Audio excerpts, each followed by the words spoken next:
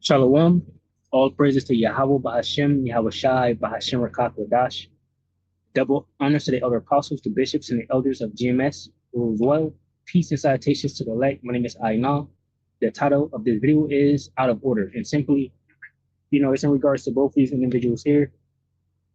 This woman, this dude here, vocab, and the woman, Queen Neptali. Right, they're out of order. The woman shouldn't be teaching in the church, and this guy shouldn't be sitting down debating with her or going over, anything. Pretty much, it's just out of order. A part of Italy. Why are you like this? No one's gonna take this serious. This is not good work. You celebrate the tree. Why? No, I don't. Okay, how about this then? How Christ rose and how that was not true. How the name Easter goes back to the goddess Ishtar. No, it doesn't. You're gonna have to learn church history, not from some random website with no primary sources. Okay, I just answered your question. Now you're changing the subject again.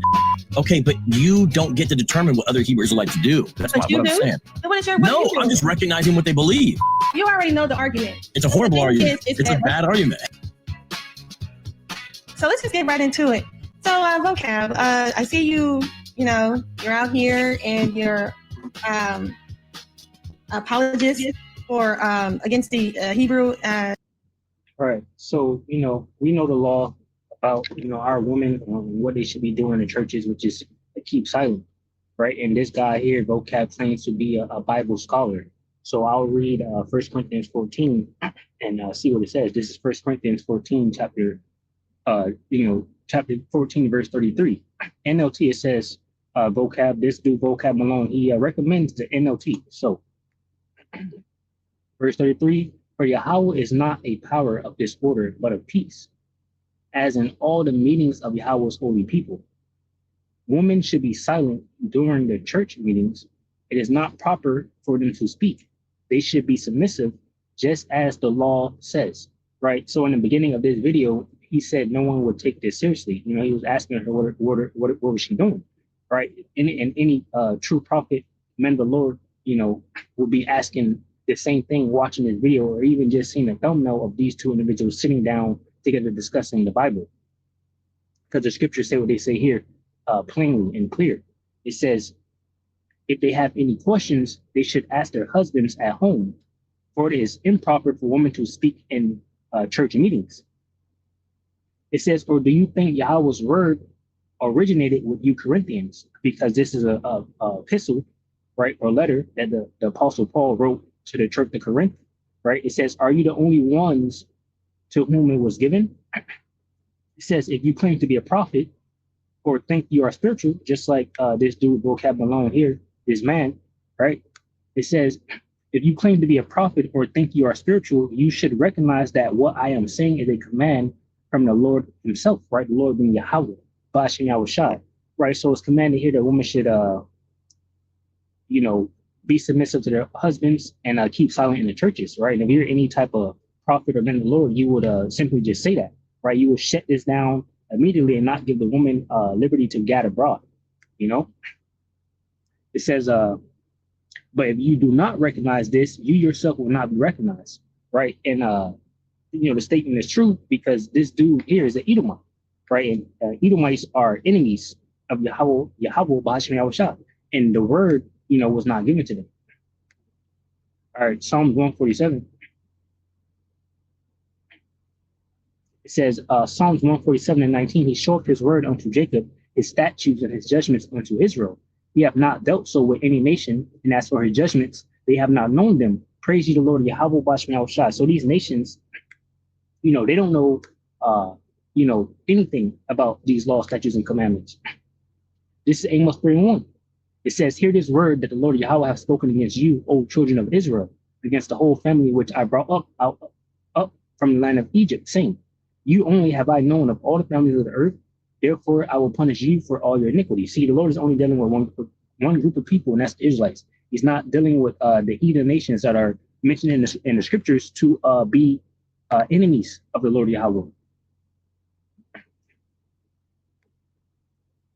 Psalms 83, it says, keep not thou silence, O Yahweh, hold not thy peace, and be not still, O Yahweh, for lo, thine enemies make a tumult, and they that hate thee have lifted up the head. They have taken crafty counsel against thy people, and consulted against thy hidden ones. They have said, come and let us cut them off from being a nation, that the name of Israel may be no more a remembrance. This devil, vocab alone, is laughing, pretty much at this out of order woman, and basically she's a 2/3. She's not abiding by the laws, right? Unless she repents, you're not supposed to be teaching. Let me go back where I was at.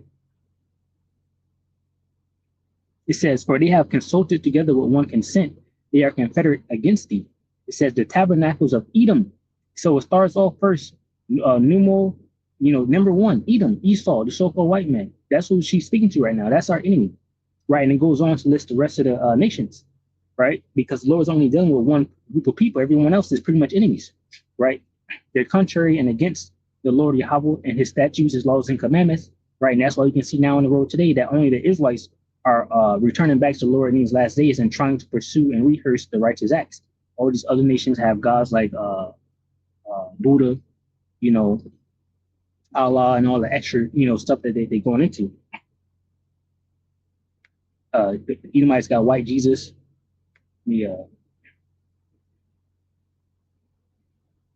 So 1 Corinthians 14:38 says, but if you do not recognize this, you yourself will be not recognized. And even the woman, she's not recognized to be of the Lord's elect, unless she repents. But right now she's not recognized. She's not understanding to keep silence. And this is a law too. It says, so my dear brothers and sisters, be eager to prophesy and don't forbid speaking in tongues, but be sure that everything is done properly and in order. So this is out of order completely. That's hence the name of the title, This is Genesis 3:16. It says, unto the woman, he said, I will greatly multiply thy sorrow and thy conception. In sorrow thou shalt bring forth children, and thy desire shall be to thy husband, and he shall rule over thee. Let's see this in the NLT. Genesis 3:16, it says, then he said to the woman, I will sharpen the pain of your pregnancy, and in pain you will give birth, and you will desire to control your husband, but he will rule over you. See that? So basically, you're ruled over, right, by the men, right? And pretty much this is a law, right? We got the law of vows here, right? This is a perfect example of how the man, the husband or the father, rules over the woman, right? Numbers 30:1, it says, and Moses spake unto the heads of the tribes concerning the children of Israel, saying, this is the thing which the Lord Yahweh, Bahashim Yahweh, shall have commanded.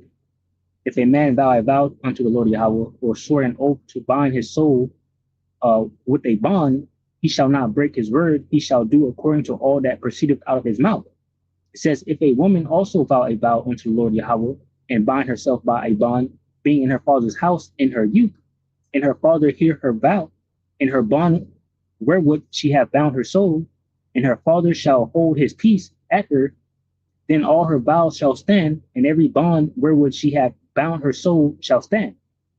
But if her father disallow her in the day that he heareth not any of her vows or of her bonds wherewith she hath bound her soul shall stand, and the Lord Yahweh shall forgive her because her father disallowed it. It says, and if she had at all an husband when she vowed, or utter all out of her lips wherewith she bound her soul, and her husband heard it, and held his peace at her in the day that he heard it, then her vow shall stand, and her bonds wherewith she bound her soul shall stand.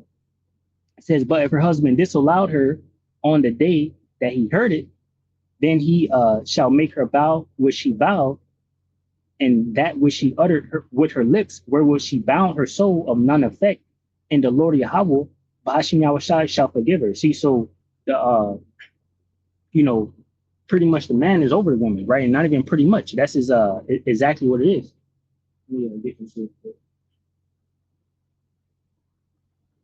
So I'm gonna grab this. I'll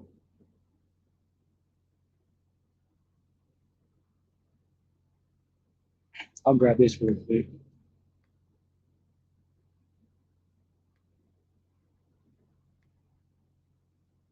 Start at 7. This is 2 Timothy chapter 2, verse 7. It says, consider what I say, and the Lord Yahweh give thee understanding in all things. Remember that Yahushua of the seed of David was raised from the dead according to my gospel. Hold on. Sorry, sloppy. 1 Timothy 2:7. It says, 1 Timothy 2:7.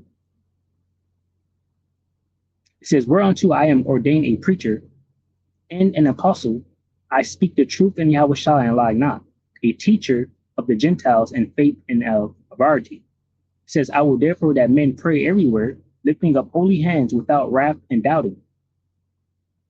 It says, in like manner also, that women adorn themselves in modest apparel with shamefacedness and sobriety, not with broided hair or gold or pearls or costly array, but which becometh woman professing godliness with good works. Let the woman learn in silence with all subjection. It says, but I suffer not a woman to teach, nor to usurp authority over the man, but to be in silence. It says, for Adam was first formed, then Eve, and Adam was not deceived, but the woman being deceived was in a transgression. It says, notwithstanding she shall be saved in childbearing, if they continue in faith and charity and holiness with sobriety. Right? So, these women, will be saved in childbearing through an Israelite man. Right? And they're, you're going off. No one will want to be with a wicked woman. Right? A woman that can't understand what's going on, the laws, Let me get and pretty much that's going to come from this. This is Isaiah 4:1. It says, and in that day, 7 women, what day? Jacob's trouble, right? The time that's fastly approaching, right? It says, and in that day, 7 women shall take hold of one man, saying, we will eat our own bread and wear our own apparel. Won't let us be called by thy name to take away our reproach, right? So you'll be married unto a elect man of the Most High Yahweh, Bashim Yahushua, right? And you will have children, because that's the only way you women will be saved, not turning to your enemies, Esau, Edom, and having a conversation with him, right? Wearing all pink. That ain't gonna save you, all right? Let me grab this. Ephesians 5:22 says, wives, submit yourselves unto your own husbands as unto the Lord. So, I would say you don't have a husband, because if you did, then y'all breaking another law where, you meeting with another dude, you're sitting down with him, you're talking to him. So I'll just give you the benefit of the doubt and say, no, you don't, right? But you need one because you need children, right? You need a elect men, right, of the Lord Yahweh, Bashim Yahushua. Anyway, Ephesians 5:22, wives, submit your own selves unto your own husbands as unto the Lord. For the husband is the head of the wife, even as Yahushua is the head of the church, and he is the savior of the body. Therefore, as the church is subject unto Yahushua, so let the wives be their own husbands. So let the wives be to their own husbands in everything, right? So, you women need to understand this. It's real simple. The best thing you can do is just keep silence, look pretty, and don't worry about nothing. I don't see what the big deal about that is. You should, it's easy as hell to do what you need to be doing, which is bringing up children in the right way. You can teach it. Hey, listen, it says you can be saved in childbearing. You should find you an elect man of Yahweh, get pregnant immediately and sit down, and teach that child, just like you want to try to teach this Edomite something, right? Because he ain't gonna get it. The word ain't for him. Yeah, where I was at. It says, for the husband is the head of the wife, even as Yahushua is the head of the church, and he is the savior of the body. Therefore, as the church is subject unto Yahushua, we're subject unto Yahweh, Bashim Yahushua, right? So let the wives be to their own husbands and everything. It's simple as that. Husbands, love your wives, even as Yahushua also loved the church and gave himself for it, that he might sanctify and cleanse it with the washing of water by the word. It says that he might present it to himself a glorious church, not having spot or wrinkle or any such thing, but that it should be holy and without blemish, right? So you want to be a woman without spot or wrinkle, without blemish. You don't want to be on the comment boards, explaining your feelings and what you think needs to be right. You should just listen and basically take the word of what the prophets are saying, because it comes from the Lord, right? You shouldn't be doing this big ass red flag. I wouldn't want you to be my wife, and you can say you probably won't want me to be your man and whatnot. Hey, that's cool. it's better for me that way, you know? It says, that he might, Ephesians 5:27, that he might present it to himself a glorious church, not having spot or wrinkle or any such thing, but that it should be holy and without blemish. So all men to love their wives as their own bodies. He that loves his wife loves himself.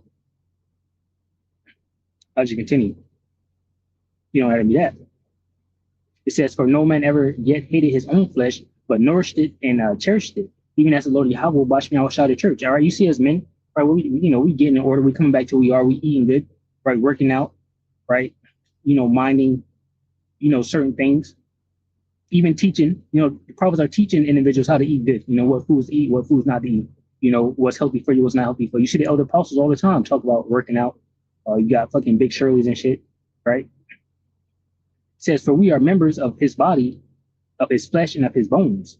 For this cause shall a man leave his father and mother, and shall be joined unto his wife, and they two shall be one flesh. This is a great mystery, but I speak concerning Yahushua and the church, right? So he's similar to the body, the church, and Yahushua to the man and the woman, right? It should be the same, but you woman, you're not listening. But there are some elect sisters out there that are learning and listening in silence, and a salute to you, right? Nevertheless, let every one of you in particular so love his wife, even as himself, and the wife see that she reverence her husband. See, hey, make sure you see that. If you don't see it, you're going to get left behind pretty much. You grab this NLT. It says, so again, I say, each man must love his wife as he loves himself, and the wife must respect her husband, right? And do that by keeping the law, statutes, and commandments, right? And listening to what the man say, right? In order, of course. So anyway, warning to all women, don't be like this woman. And with that, I'll say shalom. So for the elect, which consists of men, women, and children, shalom.